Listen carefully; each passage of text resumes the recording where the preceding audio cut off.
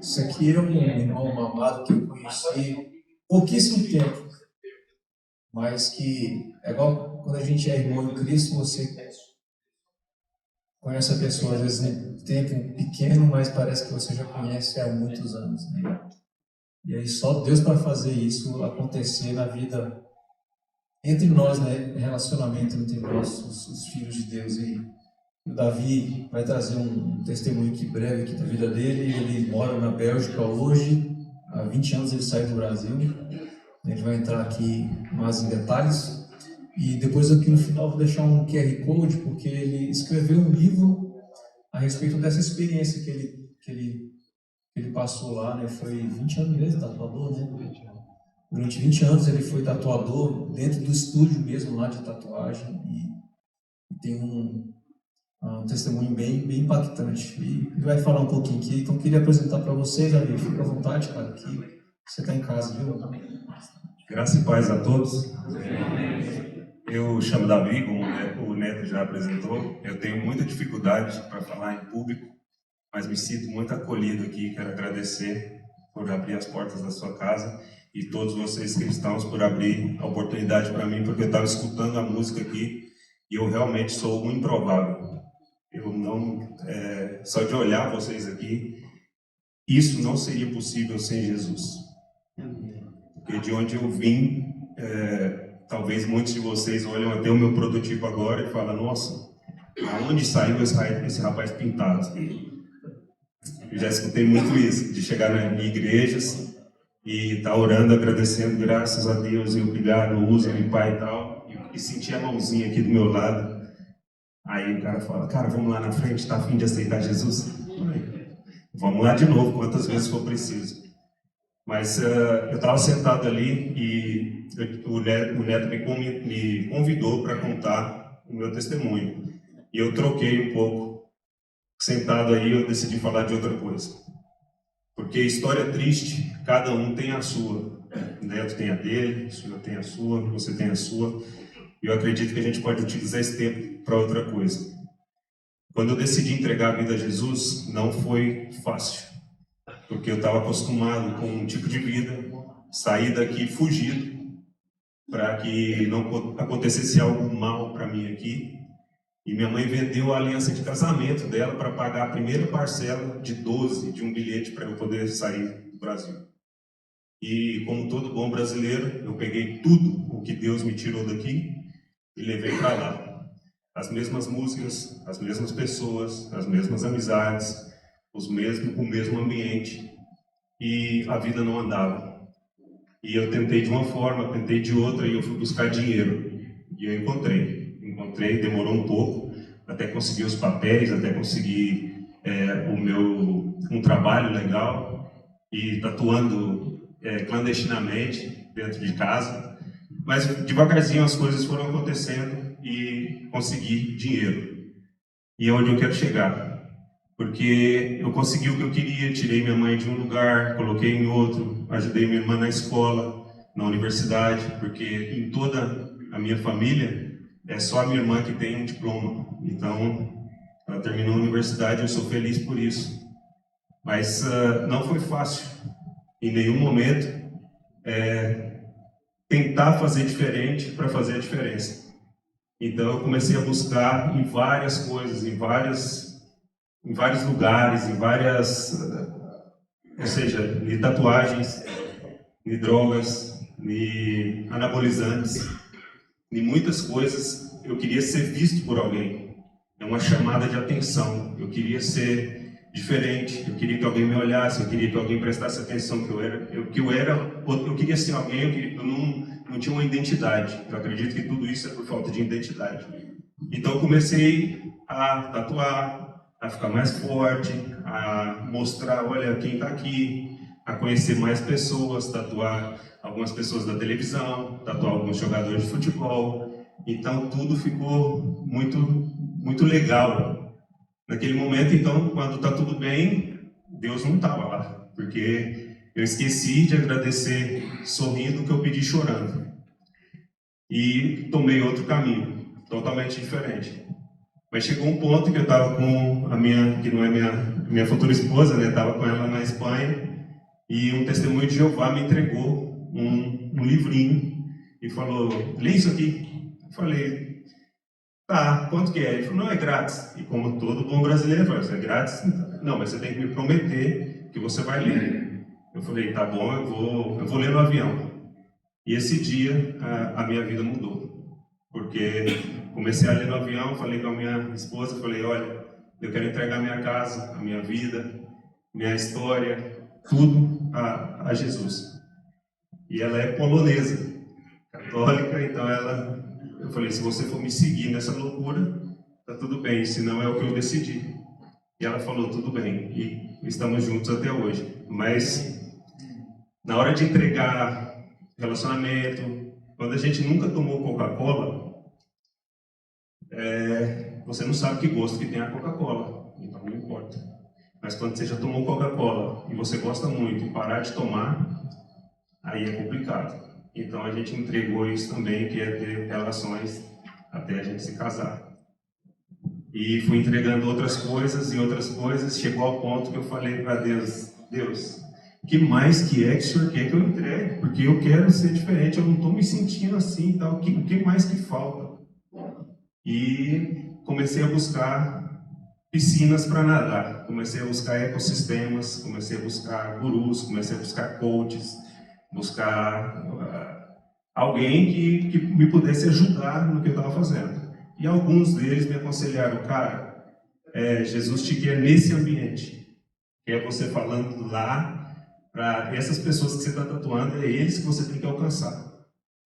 E eu tentei. E em 1 ano eu lutei contra Deus para não entregar as lojas. Eu falei: não, isso aqui, eu vivo disso. O diabo fala, né? Você não sabe fazer outra coisa, vai perder tudo, vão te deixar, você não vai poder ajudar sua mãe. E tudo aí não para, é constante na cabeça. E eu tomei a decisão de aceitar para me sentir bem comigo mesmo. Eu aceitei essa ideia de falar: tá, Deus quer me usar lá. Então eu contratei uma menina para colocar piercings na zona genital e tal, por 1 ano. Não atendi mulheres por 1 ano. E não deu certo, porque eu sentava, estava tatuando uma caveira com uma faca no meio da cabeça, falando: cara, você acredita em Jesus? Cara, não fala essas coisas para mim, tá doido e tal. Isso aqui, eu gosto de caveira e tal. O outro falava: sim, eu acredito, mas não praticante. Até parece com o nosso presidente, né? Que é honesto, mas não praticante. Mas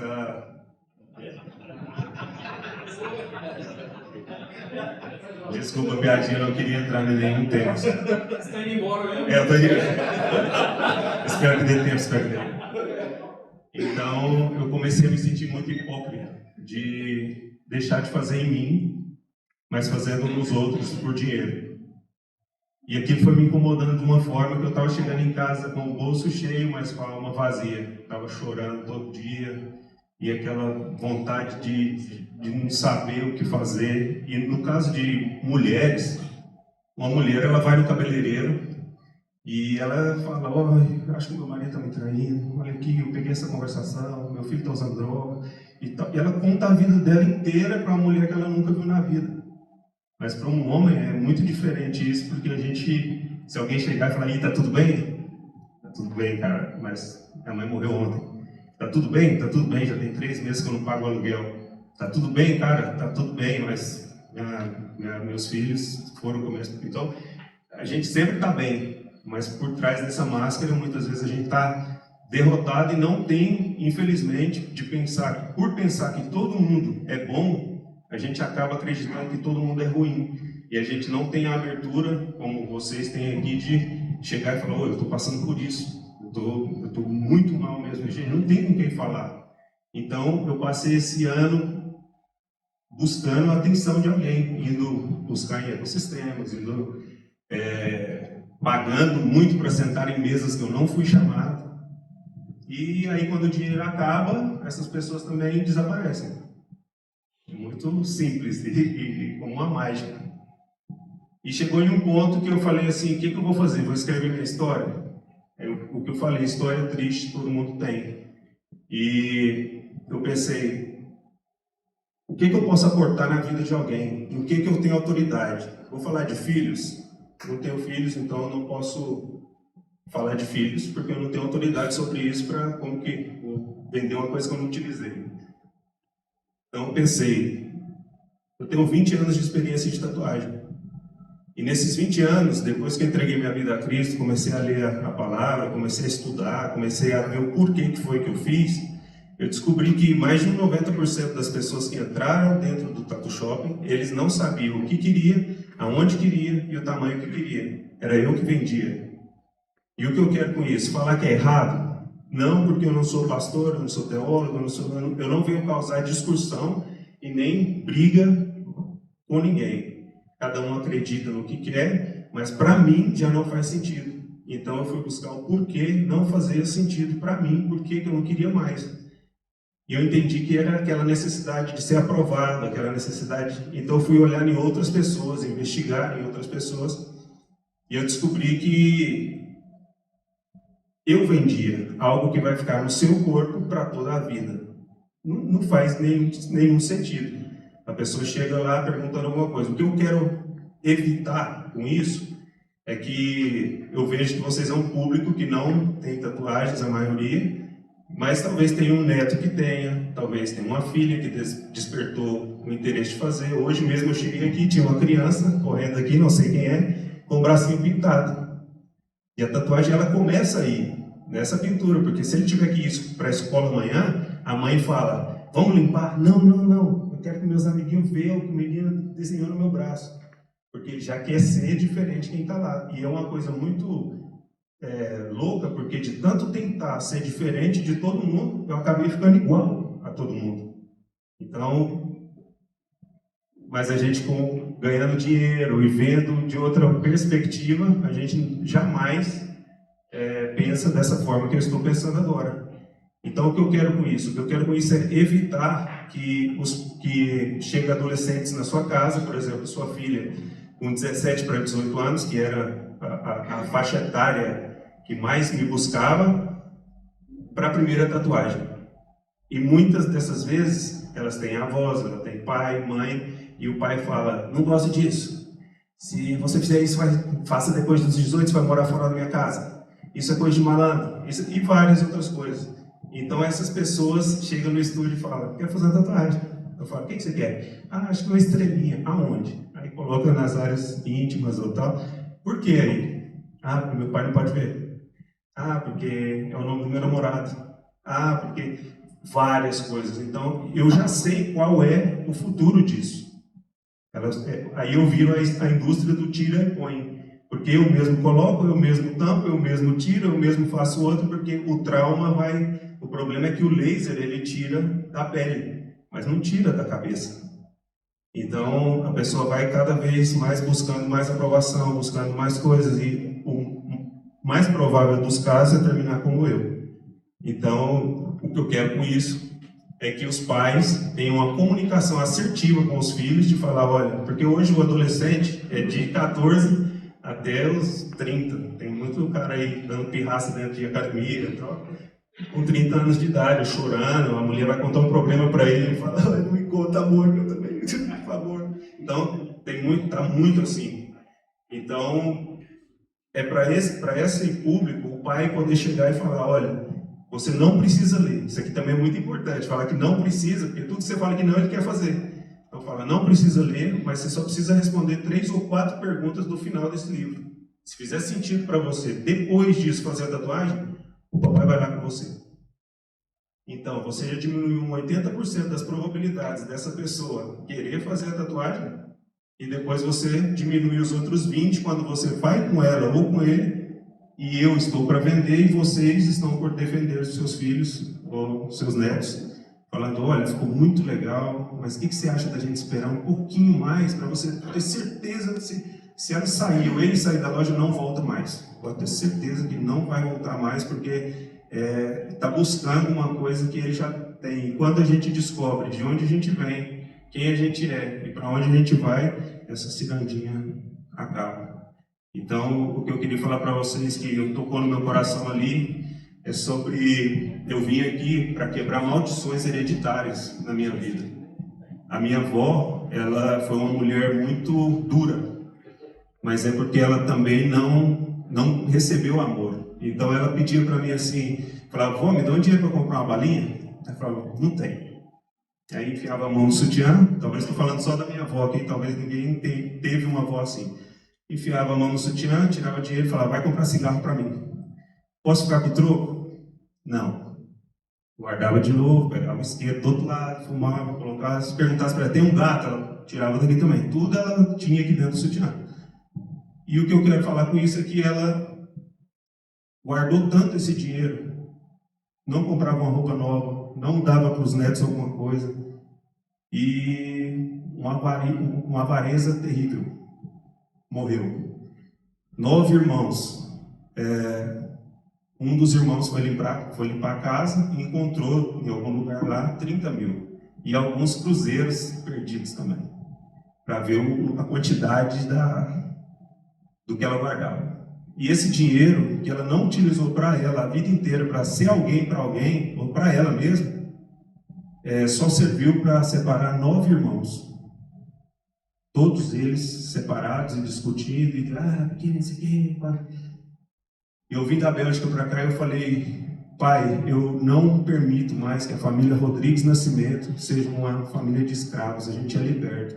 E eu vou buscar cada irmão do meu pai para a gente encontrar. Então eu busquei os irmãos dele, conectei meu pai com o que estava mais brigado com eles, busquei os outros, mas um tem problemas com a bebida, não estava em capacidade de escutar o que eu tinha para falar, mas orei por ele. Outro está preso, e os outros choraram muito com a minha visita, falaram, nossa, eu falei, se eu fiz alguma coisa, eu quero pedir perdão, e eu não admito mais, eu não vou perder ninguém mais para o diabo. E orei com eles, orei com todos, foi muito libertador, e eu queria falar isso aqui com vocês hoje, porque eu senti ali no coração tudo foi encaixando com isso, que ele falou que sem perdão a gente não chega, e é verdade, porque foi muito, muito incrível o que aconteceu. Um pequeno ato, uma pequena coisa, e agora todos os irmãos, meu pai já está, eu vou ir comer lá com você. Não, a gente vai conversar, choraram junto e tal, porque tem essa também que o homem não chora, né, meu pai tal.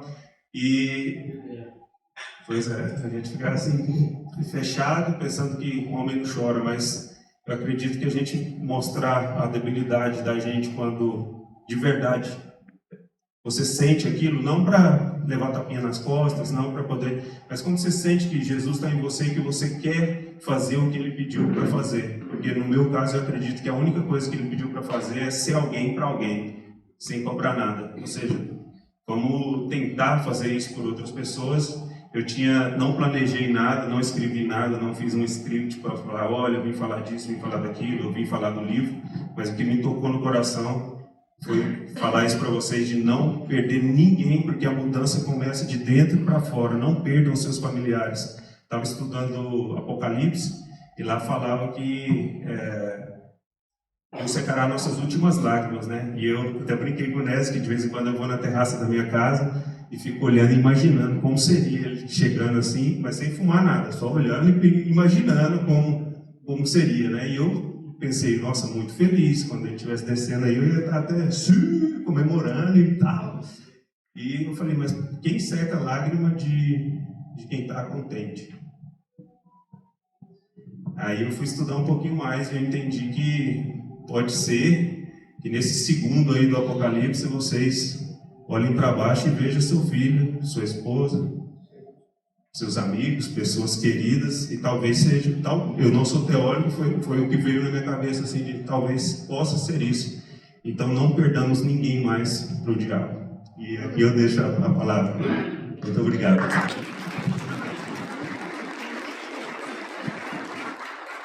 Davi, deixa eu falar um negócio. Nunca mais fale que você tem dificuldade para falar em público.